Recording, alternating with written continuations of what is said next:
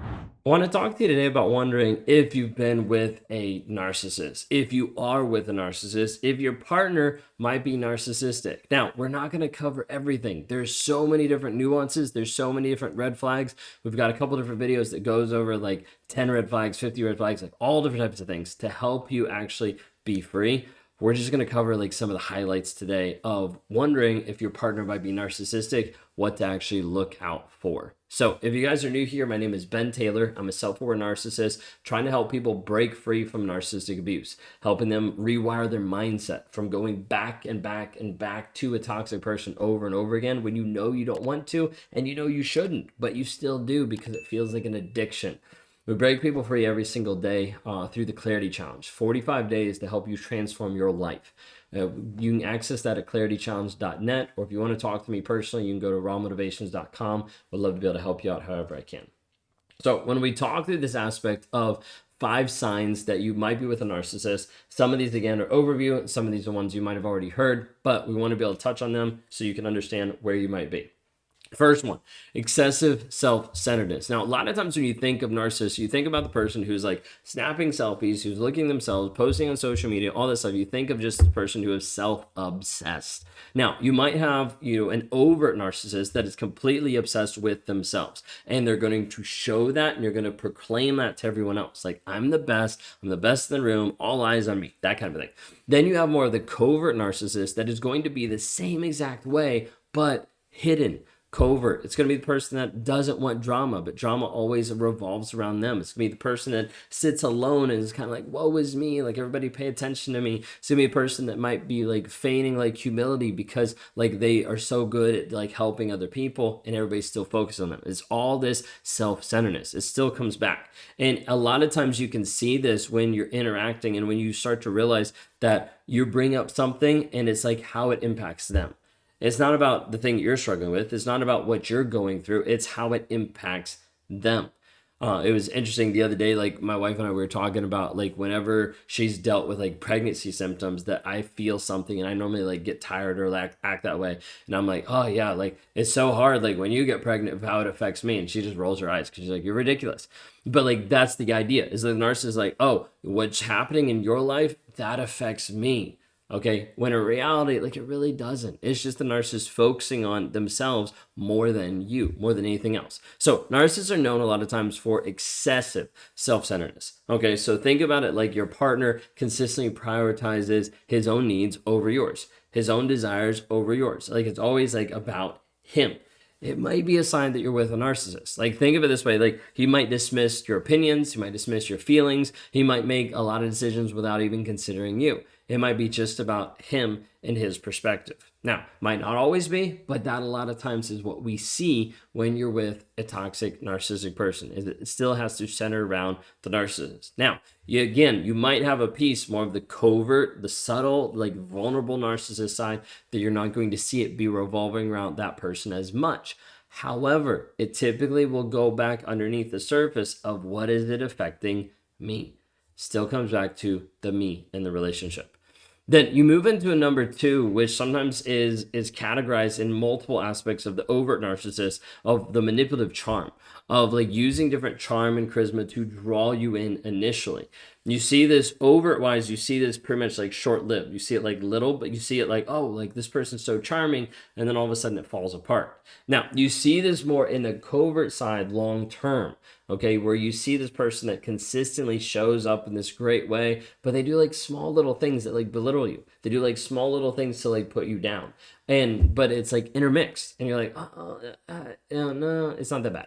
And so you start to justify the abuse. You start to justify the things he's saying, the things he's doing, because it's not that bad, because this is how he actually is. This is his actual charm, his charisma, the stuff that's actually good.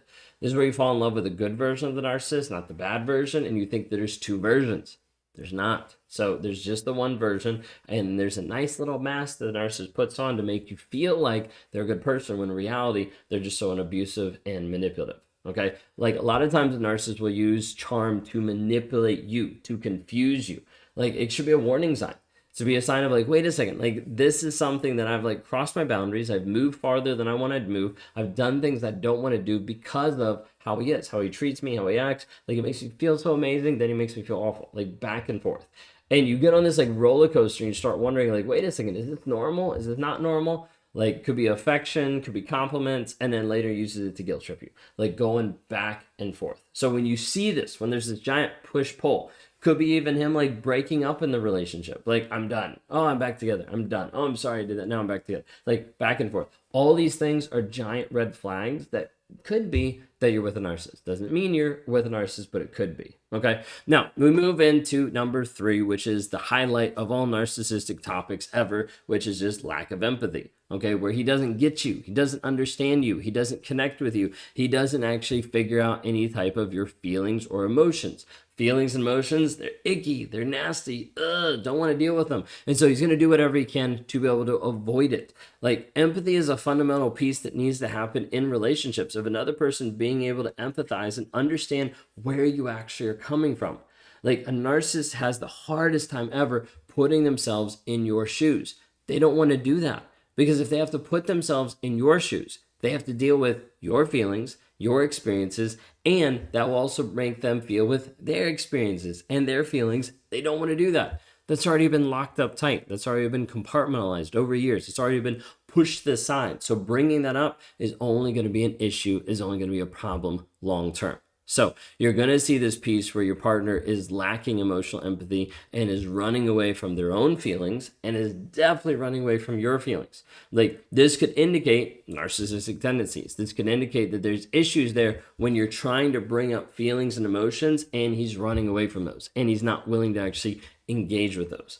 A lot of narcissists can pick up on your empathy, can pick up on being empathetic towards you, but they choose not to. Like the reason why the most narcissists choose not to be empathetic or engage with your emotions in that way consistently long term is because then they have to engage with their own. When you're first in the relationship, they come across empathetic, they come across loving, they come across all this different ways that are positive. But then as it continues to move forward and the relationship should get deeper into deeper depths of relationship, the narcissist is like, yep, no, I'm out, because he doesn't want to actually connect with you on that level, because it means that it would expose him and he'd have to connect on that for himself. Okay, so run away from that as fast as I can. Moving on. Number 4, constant criticism. This, a lot of times you're not going to see right away. So it's hard to say, hey, red flag, look out for this. This just might be you're in the relationship and you're constantly getting criticized. You might be at the place where you're getting relentlessly criticized. He's demeaning you. He's putting you down. He's belittling you. It seems like nothing you do is good enough. No matter how you change your hair, how you get your nails done, how you get dressed up, it still doesn't meet the mark. And he's always moving the goalposts farther and farther and farther. Like, I want you to take a moment and think in the relationship, whether that's a month, a year, or 10 years, how much have you changed for this person? And also think, how much has he changed for you? Typically, the balance sheet on that is very much cattywampus, because you've got to the place where you're like, I've done everything. I've changed so much. I've done things that I never would have imagined and I never wanted to do for him. And he actually hasn't really changed anything for me. He's still the same person. You'll see this where narcissists try to change you over a period of time. And oftentimes one of the best tools for a narcissist to use with that is constant criticism. Let me put you down. Let me belittle you. Let me make you feel bad. Let me deplete your self-esteem so that there's these subtle and overt insults to be able to put you down, to be able to control you. Giant red flag. Okay, like maybe he's consistently criticizing your appearance. He's saying something about your weight, or he's like commenting about like what you're wearing, or he's like mentioning something about like the style that you're doing, like whatever it might be. And it could be something big and it could be something small. It doesn't have to be huge. It just has to be consistent to slowly chip away at you. Chip away at your intelligence, chip away at your abilities, chip away at your confidence, causing you to doubt your self-worth. Then we move into number 5, which is also a fairly typical one in narcissistic abuse, and it's gaslighting and manipulation. So I want to break it down really quick. Gaslighting is this aspect where the narcissist is changing something that they just did and convincing you that what you just saw, heard, or believe is not true. So for instance, he might say, I hate you. And you come back and be like, how could you say that to me? And he's like, what are you talking about? I didn't say that. Okay. It's kind of silly illustration, but this happens a lot of times. And you're like, you just said you hate me. And he'll be like, no, I didn't. I love you. That's what I said. And you're like, no, you literally told me I hate you. He's like, I don't know where you're coming from or where you're pulling this out of your head, but like I said, I love you. So I don't really know how you heard something completely different. You're like, no, I heard it. Like that's what you said. You said I hate you. And he's like, you might need to get your hearing checked because like I didn't say that. Like I said, I love you. And so you're going to find a narcissist that is very, very convinced of the truth and very convicted of like what he's saying is real and is going to make you doubt yourself. Are you running through life and you're wondering like, did he say that? Did he not say that? I know he said that. No, he didn't. If you start having these questions and thoughts, like you might be in a place where you're getting manipulated by a narcissist, where he's constantly distorting your reality, making you doubt your perceptions, your feelings. This is a significant sign of narcissistic abuse.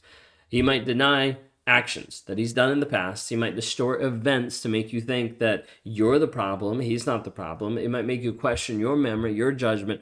All these different things will happen to be able to gaslight, to manipulate you into believing alternate reality. Have you found yourself apologizing for something you didn't do? Might be a sign. If I could be of any help, please go to rawmotivations.com. Would love to be able to help you move forward in your healing, growth, and in your development.